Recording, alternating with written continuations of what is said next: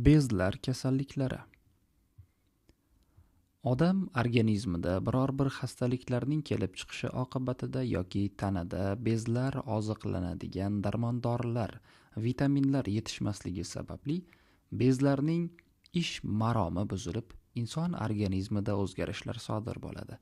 Ko'pincha organizmda darmondorisi, vitamini kamayib ketgan hollarda turli a'zolarning ish faoliyati buzilib, xastaliklar kelib chiqishi mumkin. Kasallikni davolash usullari. Bunday hollarda darmondorlarga boy mahsulotlarni ko'proq iste'mol qilish lozim.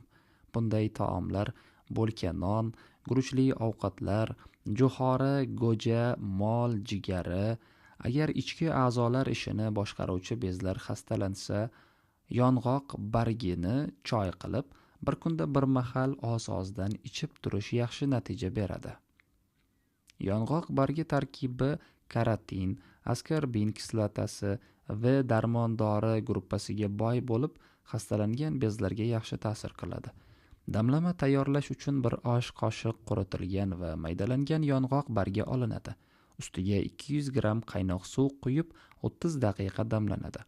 Shu damlamadan kuniga 2 mahal 1-2 osh qoshiqdan ichib turiladi.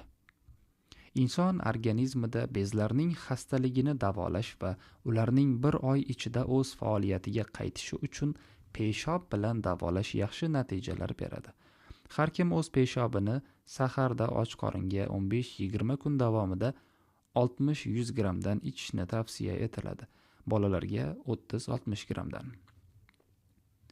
Meva-sabzavotlar. Meva-sabzavotlar sharbatlarini ko'proq iste'mol qilib turish lozim. Uzum sharbatini ko'proq ichish bezlar xastaliklaridan foyda qiladi.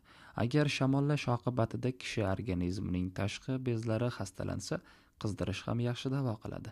Uning natijasida shamollash ketadi.